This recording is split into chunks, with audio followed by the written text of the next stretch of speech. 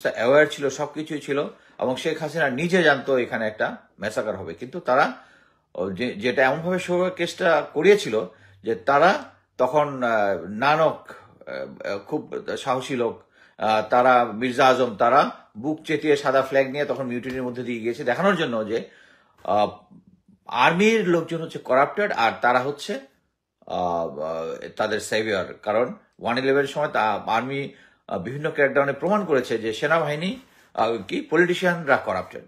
So এই জিনিসটা ছিল তাদের ফার্স্ট প্রজেক্ট, এবং এটার পরেই সেনাবাহিনীকে বিভিন্নভাবে। এবার বিডিআর হত্যাকাণ্ড নিয়ে নতুন আরো কিছু তথ্য ফাঁস করলো সাবেক একজন সেনা সদস্য। তিনি আলোচনা করেছেন বিডিআর হত্যাকাণ্ডে মূলত কি ঘটেছিল। আমরা বিডিআর হত্যাকাণ্ড নিয়ে অনেক আলোচনা দেখেছি, অনেক কিছু শুনেছি, কিন্তু মূলত কি হয়েছে সেই কথাগুলো হয়তো আমরা অনেকে জানি না। তো তার আলোচনা শুনলে বুঝতে পারবো বিডিআর হত্যাকাণ্ডের মূল হোতা কে এবং কেনই বা এর বিচার পিছিয়ে দেওয়া হচ্ছে। চলুন আমরা তার সম্পূর্ণ আলোচনা শুনবো, এরপর বিস্তারিত কথা বলবো। মেইনলি ওনার বেশ কিছু বই আছে হিস্ট্রি, ইন্ডিয়ার প্রেজেন্ট সিচুয়েশনের উপরে। তার নতুন যে বইটা, ওই বইটা হচ্ছে India's near east a history by Avinash Paliwal. সে একটা আর্টিকেল লিখেছে, সেই আর্টিকেলটার মধ্যে যেটার মধ্যে আমি আপনাকে পড়ে শোনাচ্ছি, পরে আমি এটা নিয়ে এটা মেইনলি হচ্ছে 2009-এর সময় আমরা সবাই শুনেছি যে 2009 সালে আমাদের যখন বিডিআর কার্নেজ হয় তখন ইন্ডিয়ার জোরহাটে তাদের একটা আর্মির কনসেন্ট্রেশন ছিল, তো এমন একটা সিচুয়েশন ছিল। তো আমরা রাফলি শুনেছিলাম। আমি অলরেডি পিলখানা নিয়ে 4টা পর্ব লিখেছি। এর মধ্যে আমি বলেছি যে জেনারেল মঈনকে থ্রেটেন করা হয়েছে যে India is all around Dhaka Bangladesh border. But this is the first time আমি একজন রেসপন্সিবল মানুষের, যার কিনা এর মধ্যে আবার বাংলাদেশি ফরেন সেক্টরের উদাহরণ আছে, কথা বলা আছে, এবং তারা যে এটা অন্যান্য ফরেন পাওয়ারদের সাথে ডিসকাস করেছে, এই জিনিসগুলো আছে। এই জিনিসটা ইম্পর্টেন্ট এই জন্যই 2009 সালে, এটা এখন জানা দরকার এই জন্যই মেইনলি আমাদের সেনাবাহিনীকে এই জিনিসটা জানতে হবে। তারা যদি আমার ভিডিওটা দেখে থাকেন 2009 সালের, আমি 2009 সালে যে বিডিআর পিলখানা নিয়ে আমি অলরেডি 4টা পর্ব লিখেছি। 4টা পর্বর কনক্লুশনটা আমি বলে দিই। এখানে কনক্লুশনটা ছিল ইট ইজ স্পিয়ারহেডেড বাই র এবং বাংলাদেশি শেখ হাসিনা জয়েন্ট প্রোডাকশন। যেহেতু বাংলাদেশ সেনাবাহিনীর যে ইমেজটা তারা ওই সময় থেকে টার্নিশ হওয়া শুরু করেছে, যে প্রথমে তারা বাংলাদেশ সেনাবাহিনীকে, যে বাংলাদেশ সেনাবাহিনী করাপ্টেড, বিজিবিতে ওখানে করাপশন করতেছে, ওখানে কি একটা ইয়া ছিল, তাদের একটা ডাল চালের একটা প্রজেক্ট ছিল, ওই ওই জিনিসে সেনাবাহিনীর লোকজন জেনারেল শাকিল অনিয়ম করতেছে, এই জিনিসটা প্রকাশ করার চেষ্টা করেছে।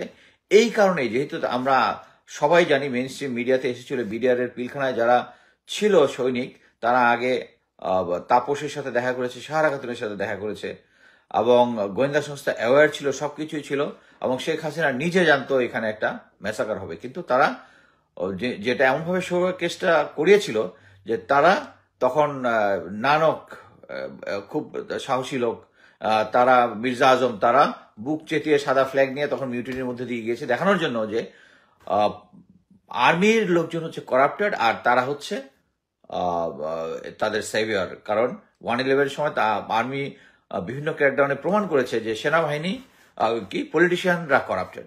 সো এই জিনিসটা ছিল তাদের ফার্স্ট প্রজেক্ট, এবং এটার পরেই সেনাবাহিনীকে বিভিন্নভাবে এই করাপশনের দিকে অ্যাকচুয়ালি নিয়ে গেছে। এটা আমি এখন স্ট্রংলি বিশ্বাস করি, বাট ওই সময় ছিল না। ওই সময় আমি বলেছি যে বিডিআর পিলখানাতে রৌমারির যে ইনসিডেন্টটা ছিল, আমি অ্যাকচুয়ালি এখন এটা আমার পর্ব 4টা পর্ব আছে, আমি আবার ওইগুলো আমার বলে শেয়ার করব। রৌমারি এবং পদুয়া বিওপিতে যে ঘটনাগুলো হয়েছিল, এইগুলোর রিটালিয়েটারি অ্যাকশন হিসেবে এই বিডিআর পিলখানার ঘটনাটা হয়েছে। এটার সাথে ইন্ডিয়ান জড়িত, এবং ইন্ডিয়ার যে কিলাররা 15 থেকে 20 জন কিলার এসেছিল, এটা একটা ভিডিও ফুটেজও আছে, এবং এই ভিডিও ফুটেজটা আমি আমার ওই লেখার মধ্যে শেয়ার করেছি। কিন্তু আজকের আমার ইয়েটা হচ্ছে যে শেখ হাসিনা যখন এই ঘটনা হয়, এর আগের থেকে ভারতের কাছে এসওএস, মানে তাকে হেল্প করে, সে বাংলাদেশ আর্মিকে সাহায্য করতো না। যেভাবে তার ফাদার বাংলাদেশ আর্মিকে উপর বিশ্বাস না করে তারা বানিয়েছিল রক্ষী বাহিনী। আমি 25 ফেব্রুয়ারিতে আমি ইয়াটা পড়ছি, প্রথম কিছু পেজ ইম্পর্টেন্ট, এগুলো আমি জাস্ট পড়ছি। অবিনাশ পাওয়াল, জুলাই 25, 2024। মেজর কুলদীপ সিং সাধু of the 6th Battalion of the Parachute Regiment, এটা হচ্ছে Indian special forces, on a spearhead duties on that day. তাদের হয়তো বা ডিউটি ছিল ওই দিন, কোনো অপারেশন হলে সে যাবে। ইট ওয়াজ 5 PM অন 26 ফেব্রুয়ারি। সো আমরা জানি 25 তারিখে আমাদের বিডিআর পিলখানা হত্যাকাণ্ড শুরু হয়েছে, 26 তারিখের দিকে এটা ডাই ডাউন হচ্ছিল। আচ্ছা, 26 ফেব্রুয়ারি 2000 when the orders came an emergency code had been activated। আমি বলবো এটা একটা ড্রামাটাইজেশন করতেছে কুলদীপ তাদের স্পেশাল ফোর্সের করতে। যারা ওদের স্পেশাল ফোর্স সম্বন্ধে জানতে চান, আমার একটা Indian special forces Bangla special force একটা লেখা আছে, ওটা পড়তে পারেন। আচ্ছা, activated and the vanguard companies of the paratroopers spearhead were to mobilize a battalion's 10th strike force alert 24/7 for emergency। তার মানে হচ্ছে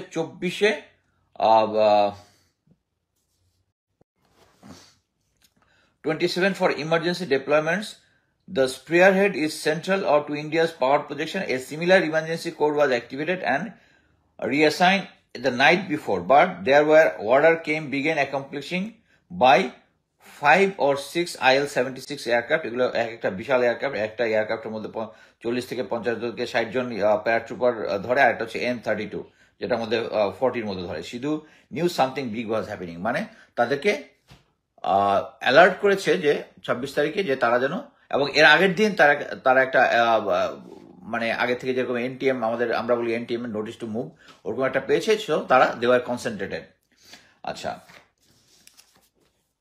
2.5 hours later, 2.5 ঘন্টা পরে 1000 Indian paratroopers found themselves and Kalaikunda air force station at West Bengal. মানে এটার 1 ঘন্টা পরে তারা, এটা বিকাল 5টার কথা বলতেছে, 5 PM 26 তারিখে, 2 ঘন্টা পরে তারা 1000 Indian paratrooper Kalaikunda air force base হচ্ছে আমাদের যে সুন্দরবন যেটা আছে, সুন্দরবনের অপোজিটে আমি অ্যাজিউম করি এটা 30-35 মাইল দূরে একটা এয়ারবেস। এটা সেকেন্ড ওয়ার্ল্ড ওয়ার সময় থেকে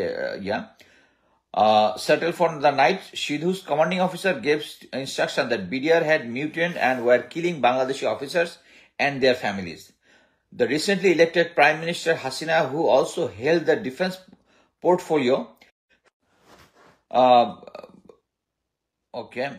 actually phone আসতেছে, আমি এগুলো কেটে দিচ্ছি। The BDR had mutinied and were killing Bangladeshi officers and their families.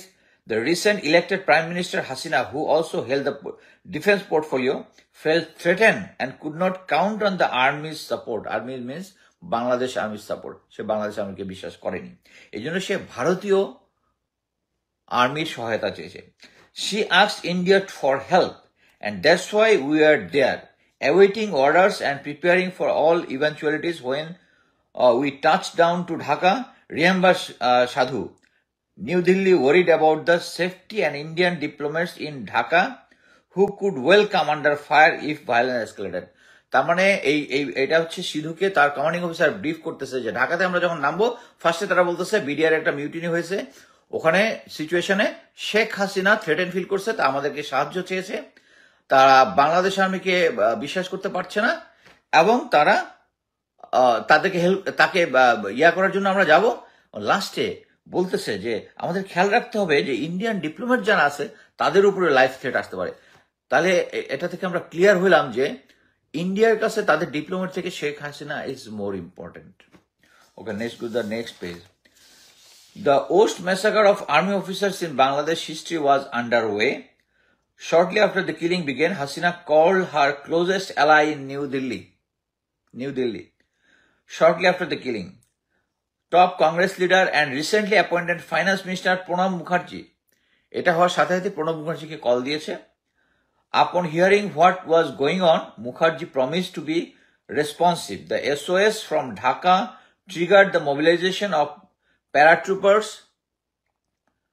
and prompted Foreign Secretary Shiv Shankar Menon to urgently engage with America, British, Japanese, Chinese envoys to lobby support for Hasina. এই লেখাটাকে আপনি যদি undermine করেন না, এটা একটা on time লিখেছে, তাহলে বুঝতে হবে যে তারা যে রেফারেন্সগুলো দিয়েছে, আমেরিকা, জাপানিজ, চাইনিজ এদের সাথে যোগাযোগ করার চেষ্টা করছে, ওখান থেকে কিন্তু এইটা লেখাটা হওয়ার পরে কোনো রেসপন্স কিন্তু পাওয়া যায় নাই। এই লেখাটা শুধু আমরা দেখতেছি না, এই যে যারা বলতেছে আমেরিকান, ব্রিটিশ, জাপানিজ তারাও দেখতেছে, তারা কিন্তু এটা নিয়ে কোনো রেসপন্স করেনি কারণ ইটস ট্রু, বিকজ আমরা সবাই জানি 111-এর যে সরকারটা ছিল এদের একটা management. Apart from Kalaikunda paratroopers, আর mobilise Jorhat and Agartala. Actually Jorhat এবং আগরতলা যে ইয়া হয়েছে এটা তখনই আমরা জানতাম, কালিকুন্ডটা জানতাম না। In the order came from Indian troops would enter Bangladesh from 3 sides. That means from West Bengal, from Agartala, from Jorhat. Okay. Agartala তো আমরা জানি সবাই কুমিল্লার সাইড দিয়ে, আর জোরহাটটা হচ্ছে সিলেটের দিক দিয়ে। Three side, the aim was to secure Zia International Airport, named Hazrat Shahjalan International Airport, and the Tesgaon Airport subsequently. মানে প্রথমে তারা জিয়া ইন্টারন্যাশনাল সিকিউর করবে প্যারাট্রুপাররা, আর আমাদের কি বলে তারপরে তেজগাঁও এয়ারপোর্টটা করবে subsequently. The paratroopers would oust control of the paratroopers would wrest control of Ganabhavan and Prime Minister resident and evacuate Hasina to safety. মানে গণভবনে তারা যাবে, সিকিউর করবে এবং হাসিনাকে ইভাকুয়েট করবে। The brigade commander overseeing the operating began distributing first line ammunition. মানে তাদেরকে যখন তারা যখন জোরহাটে এবং অন্যান্য জায়গায় ছিল তখন তারা ফার্স্ট লাইন অ্যামুনিশন ডিস্ট্রিবিউট করেছে। ফার্স্ট লাইন অ্যামুনিশন হচ্ছে যখন আমরা যুদ্ধে যাই তখন আমাদের সাথে যেটা থাকে ফার্স্ট লাইন অ্যামুনিশন, মানে যুদ্ধের ইমিডিয়েট ইউজের জন্য। তারপরে আমরা যুদ্ধ করতে করতে যখন অ্যামুনিশন খরচ হবে তখন আমাদের second line, third line, fourth line তখন আমাদের কাছে আসবে। সো ফার্স্ট লাইন অ্যামুনিশন উনি কনফার্ম করতেছে ফার্স্ট লাইন অ্যামুনিশন ডিস্ট্রিবিউট করা হয়ে গেছে ওখানে। সেটা বলতেছে যে first line distribution is a very unusual act. It underscored the sovereignty of the movement. It underscored the severity of the movement. First line দেওয়ার পরে they were very serious. They are going to be a firefight maybe. The Bangladesh Army's reaction was a concern. If Bangladeshi generals turned against Hasina, they would resist India's soldiers.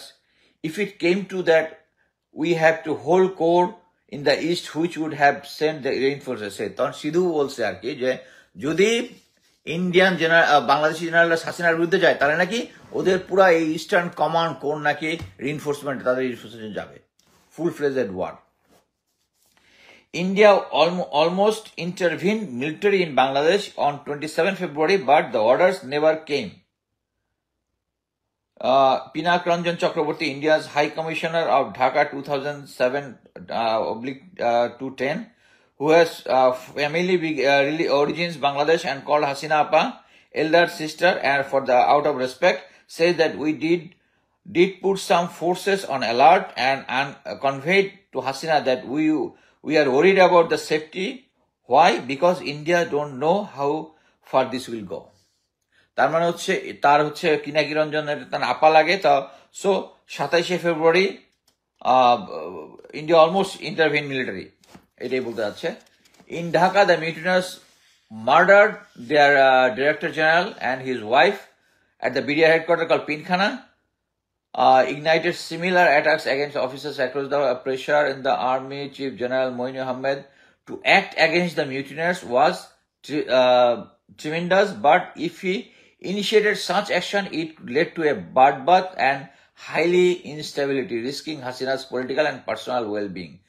এইটা হচ্ছে পুরাপুরি মানে Indian government তাকে যেটা লিখতে বলছে এটা সে লিখছে, সবটাই অ্যাকচুয়ালি তারা যেটা লিখতে বলছে। কারণ মইন আহমেদ এখানে অপারেশনে যায় নাই, কারণটা হচ্ছে তাকে শেখ হাসিনা না করছে। এবং এখানে দেখা যাচ্ছে যে ইন্ডিয়া থ্রেটেন হিম। নেক্সট লাইনে আসছি, I was told by those who are closer to power that General Moin was asked not to use force. Otherwise, Indian paratroopers will drop in Dhaka within 1 hour. General Moin ke naki threaten koreche. Okay. Dhaka in 1 hour, says Tauhid Hussain, the Bangladeshi Foreign Secretary. মানে আমাদের দেশের foreign secretary বলেছে যে মানে তার কাছে মানে তার সাথে অবিনাশ পালওয়াল এই তৌহিদ হোসেনের সাথে কথা বলেছে। সে বলেছে কি বলেছে যে মইনকে থ্রেট করছে যদি সে পিলখানাতে ফোর্স ইউজ করে তাহলে 1 ঘন্টার মধ্যে ইন্ডিয়ার পেট্রোল আসবে। আমরা তো একটা sovereign country. General Moeen Ahmed বাংলাদেশের আইন অনুযায়ী একটা মিউটিনি হয়েছে, মিউটিনিতে উনি ফোর্স রিকোয়ার জন্য অথরাইজ, কিন্তু ইন্ডিয়া তাকে থ্রেট করবে কেন? বিকজ তার আমাদের বড় ভাই, শেখ হাসিনার বড় ভাই অবলিক স্বামী। ওকে, আসতেছে next. says Tohid, acha, India was not bluffing; it was all real. We would have intervened if required. Confirms a top Indian official who was part of foreign and security decision making. They were serious যে Bangladesh attack করবে। The final orders didn't come because Moin stepped back from the brink. The Prime Minister directed that the crisis would have solved politically, and it has been resolved that matter. Announced then Brigadier General Mohammedul Hassan, the military intelligence director. এখন আপনি দেখেন, এখন আবার আসি সেই জিনিসে। এই present সেনাপ্রধান general Waker was major Waker that time, ঢাকার একটা ইউনিটের অ্যাক্টিং সিও ছিলেন। তিনি 10:30টার মধ্যে এসেছিলেন এই পিলখানা গেটে এসে যখন উনি ডেপ্লয় করেছেন, তখন পিলখানার বিডিআররা গুলি করেছে এবং তার 2 জন গুলিবিদ্ধ হয়ে 1 জন ওখানে স্পটে মারা যায়। এবং অ্যাজ এ মিলিটারি লিডার আমি যেটা মনে করি, এবং এটা আমি সবার সাথে ডিসকাস করেছি, যে that was the right moment. Major Waker যদি ওখানে সৈনিকদেরকে একটা ফল ইন করে জাস্ট একটা স্পিচ দিত যে our brother is dead here and our other brothers are inside, they are being prosecuted by those BDR Pilkhana rebels, এবং আমরা এখন তাদেরকে উদ্ধার করতে যাব, একটা বললেই এটা 15-20 মিনিটের খেল ছিল, 15-20 মিনিটের। But this Major Walker, now General Walker, betrayed by his fellow officers inside the pilkhana, and he also betrayed his company soldier. তার সোলজার একজন মারা গেছে, আর ইয়ারা বলছে সে সুরসুর করে পালায় চলে গেছে। তা সে হচ্ছে বাংলাদেশ। এবং এরকম একটা সেনাপ্রধান কে নিয়োগ দিয়েছে? আমি বলেছিলাম যে ইন্ডিয়া যখন সেনাপ্রধান হয় তার কাছ থেকে একটা 18-20 পাতার একটা পেপার সাইন করায়, তার প্রতি লয়ালিটি উনি শো করে ওখানে আছেন। এই জন্যই এই অবিনাশ পালের মতো লোক এই ধরনের জিনিস লেখার সাহস পায়। এবং এটাতে শেষ পর্যন্ত বলা আছে যে এটা ইন্ডিয়ার সোভরেন বা বাংলাদেশের সোভরেনিটির জন্য একটা বিশাল বাট ইনডাইরেক্টলি বলার চেষ্টা করছে, বাট ইন্ডিয়ার এছাড়া কোনো নেই। বাট আমি অ্যাট প্রেজেন্ট বাংলাদেশ আর্মির যে সিচুয়েশন আমি দেখেছি, যাদের সাথে কথা বলেছি, বেশ কয়েকজনের সাথে কথা বলেছি, রিসেন্টলি কথা বলেছি, training system is dyeing down. Bangladesh army যেখানে আমরা হিল ট্রাক্সে অলওয়েজ ডোমিনেট করেছি, এখন কুকিচিরা আমাদের উপর আধিপত্য করে। এখন এরকম একটা সিচুয়েশনে তারা এখন শিওর যে বাংলাদেশ আর্মি তাদের এগেনস্টে কিছু করবে না দেখেই তারা এরকম একটা বাংলাদেশের সভরেন্টির উপরে এরকম একটা পেপার লেখাও বাংলাদেশের সভরেন্টির এগেনস্টে আঘাত, যে সে বলতেছে এখানে ইন্টারভিন করতো, প্যারাট্রুপার ড্রপ করতো, বাংলাদেশ আর্মি কি মানে এখানে কি করতো? এটা আমি বলতে পারি 2009 যদি তারা এই অপারেশনটা করতো, that will be a bloodbath. But তারা আসলে এই ধরনের অ্যাগ্রেসিভ লেখা লিখতেছে, বাট অন গ্রাউন্ডে they are controlling our mind. They knows that আমাদের বাংলাদেশি এই আওয়ামী লীগের মাধ্যমে যে এই যে তারা অলরেডি যে সিস্টেম করেছে, তারা অফিসারদেরকে যে করাপ্টেড অ্যান্ড ডিসগাস্টিং অফিসারদেরকে, ভালো অফিসারদেরকে বাদ দিয়ে সাইড লাইনে দিয়ে তারা আজকে রিটায়ার করে ফেলতেছে। আর তারা হচ্ছে এখন তারা এই সমস্ত গার্বেজদেরকে উপরে নিয়ে আসছে যাতে তারা ইন্ডিয়ার কথা শোনে। আমি আবার বলতেছি, জেনারেল ইকবাল করিম ভুঁইয়া, উনি যখন সেনা প্রধান হয়েছে তখন আমি ছিলাম হচ্ছে অধিনায়ক প্যারা কমান্ডো ব্যাটালিয়ান। তখন আমি ইন্ডিয়ার সাথে কয়েকটা জয়েন্ট ট্রেনিং করেছি। আমাদের প্লাটুন একটা গিয়েছে ইন্ডিয়াতে গিয়ে ওরা দেখেছে, ওরা একসাথে 16টা তাদের পদাতিক ব্যাটালিয়ানকে তারা প্যারা ইনফেন্ট্রিতে রূপান্তরিত করতেছে। আমাদের বাংলাদেশ আর্মির যেখানে তখন আমরা একটা মাত্র ব্যাটালিয়ান, এই ব্যাটালিয়ানের আমাদের যে এয়ার অ্যাসেট আছে, এয়ারফোর্সের সাথে লিয়াজো করে আমাদের বছরে 2টা করে জাম দেওয়ার কথা, আমাদের অ্যাসেট দিয়ে 2টা করে জাম দেওয়া ডিফিকাল্ট। বাট আমরা যেটা করি সেটা হচ্ছে সবসময় আমেরিকানরা আমাদের সাথে জয়েন্ট ট্রেনিং করে, ইউএস এয়ারফোর্স করে, ইউএস স্পেশাল ফোর্স করে, ওদের সাথে জয়েন্ট ট্রেনিং করে আমার যতটুকু মনে পড়ে আমি আমার সৈনিকদেরকে ওই বছর প্রত্যেকে 6টা করে এভারেজে 6টা করে জাম দেওয়া হয়েছিলাম, বিকজ আমরা ওদের সাথে বেশি করে জয়েন্ট ট্রেনিং করেছি।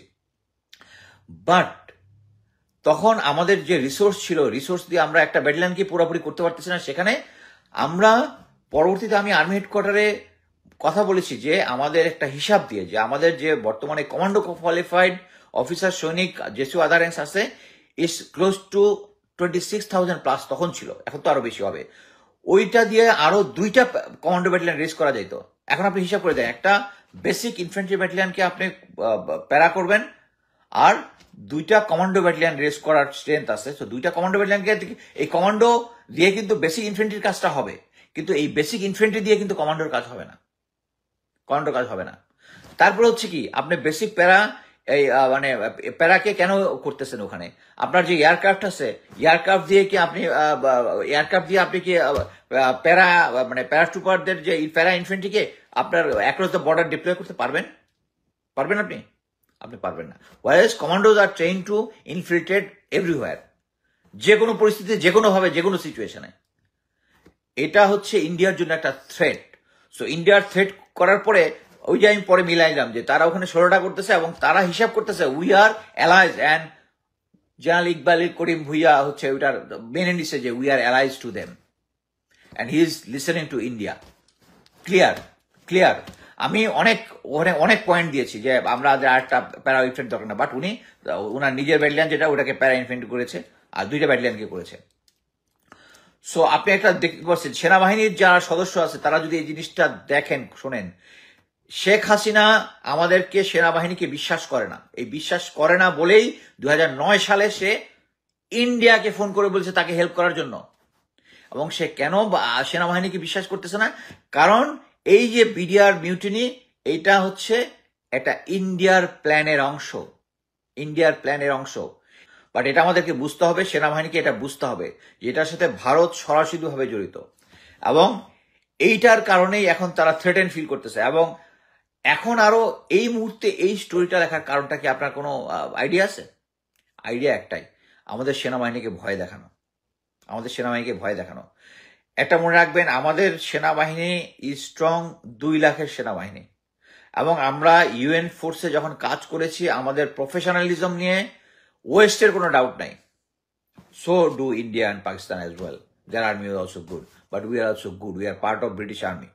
তো ঠিক আছে, ধর্মীয় দৃষ্টিকোণ থেকে যে সৈনিকদেরকে মোটিভেট করা, ইসলামিক ব্যাটেল থেকে তাদের মধ্যে ইসলামিক স্পিরিট নিয়ে আসা, ইসলামিক স্পিরিটের আওতায় সৈনিকদের মধ্যে, দ্যাটস দ্য মিসিং। সো এই জিনিসগুলো পূর্বে আমরা যে জিনিসটা করেছি সৈনিকদেরকে মোটিভেট করার জন্য, ম্যাল প্র্যাকটিস গুলা হতো, এই শেখ পরিবারের বন্দনা হতো, এইগুলা বন্ধ হয়ে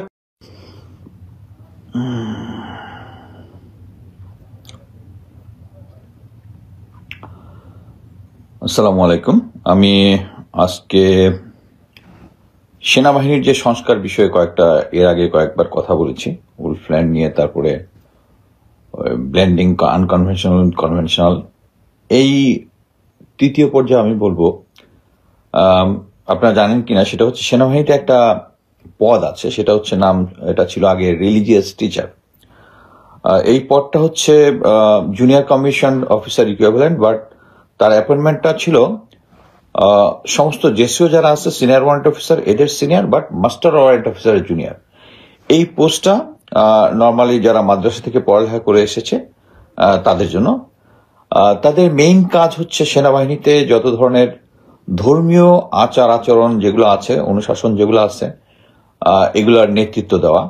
তারপরে বিভিন্ন ট্রেনিং ইনস্টিটিউশনে যেরকম যখন আমরা কমিশন পাই তখন আমাদের শপথ পরিচালনা করা, সৈনিকদের যে বিভিন্ন স্কুল আছে স্কুলে সৈনিকদেরকে শপথ পাঠ করা, প্লাস হচ্ছে আমরা সকালবেলা এই পদটা আছে সেনাবাহিনীর যত ধরনের মেজর ইউনিট আছে। মেজর ইউনিট বলতে হচ্ছে যেমন পদাতিক বাহিনী, বাট আবার ইএমইর যে ছোট ইউনিটগুলো আছে ওগুলোর নাই, তারপরে এসটি ব্যাটালিয়নের আছে মেজর ইউনিট, কিন্তু তাদের এসএসডি এগুলোতে নাই। মানে হচ্ছে মেজর ইউনিটগুলোতে একজন করে রিলিজিয়াস টিচার আছে। তাদের মেইন কাজ হচ্ছে সৈনিকদেরকে ইসলামিক শিক্ষা দেওয়া এবং মোটিভেশন করা। এটা নর্মালি বিভিন্ন ইউনিটে, আমরা যখন সেকেন্ড লেফটেন্যান্ট ছিলাম ইভেন মসজিদে আমাদের নিজস্ব প্রতিটা মেজর ইউনিটে একটা মসজিদ থাকে, মসজিদের মধ্যে সে নামাজ পড়াতো এবং সৈনিকদেরকে কোরআন শিক্ষা দিত। যারা বিভিন্ন ধর্মের যে কোনো ধরনের কোশ্চেন আছে তারা গিয়ে যেহেতু সৈনিকদের বিভিন্ন ধরনের ফ্যামিলিগত সমস্যা, পারিবারিক সমস্যা তার কাছে যেত।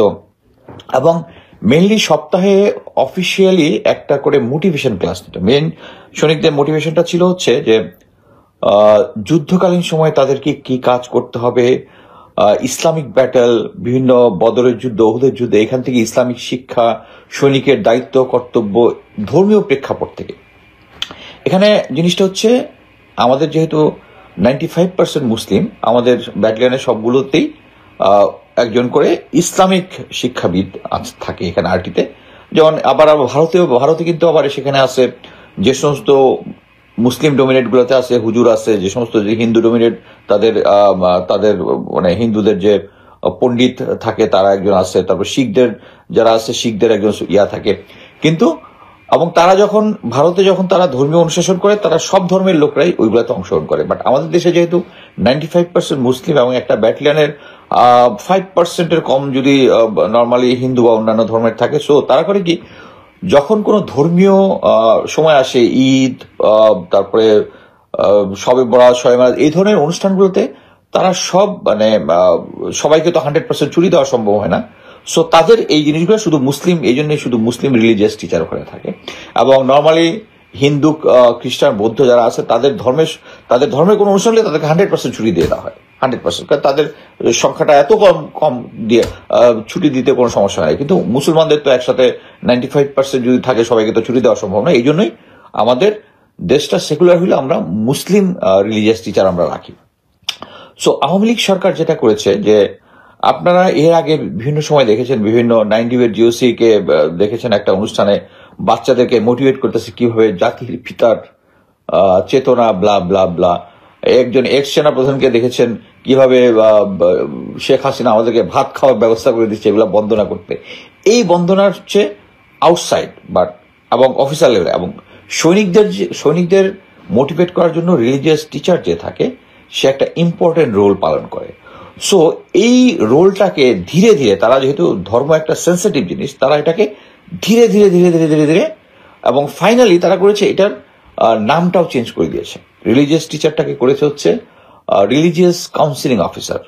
সো নামটা একটু অফিসার ভাবো আসলো, একটু তারাও খুশি হলো। এবং এর সাথে সেনা সদরের পিএ ডাইরেক্টর থেকে এদের কি করতে হবে না করতে এটা একটা লিখিতভাবে দিয়ে দিয়েছে। যেমন কখন কোন খুতবা কোথায় পড়তে হবে, সপ্তাহ মানে বছরের কোন সময় কোনটা, এটা একটা সেট করে দিচ্ছে। এটা ভালোভাবেই দেখা যায়। But at the same time পরবর্তীতে যতগুলা অন্যান্য যে জাতীয় দিনগুলো আছে, 26শে মার্চ, 16ই ডিসেম্বর, 7ই নভেম্বর, এবং বিভিন্ন অনুষ্ঠানের মধ্যে যখন এটা নিয়ে যেমন জাতির পিতার জন্মদিন, তারপরে জাতির পিতার তৎকালীন জাতির পিতা আমি বলতেছি, তারপরে হচ্ছে 15ই আগস্ট, এইগুলা দিনে মোটামুটি এই রিলিজিয়াস টিচাররা কি পাঠ করবে না করবে তা একদম সেনাবাহিনী থেকে বলে দিয়েছে। যে পরবর্তীতে সেনাবাহিনীর যে কোনো একটা অনুষ্ঠান হলে ওখানে শেখ মুজিবের বন্দনা, শেখ হাসিনার বন্দনা, তাদের পরিবারের মাগফিরাত মানে পরিবারের জন্য দোয়া একটা ছিল কমন জিনিস।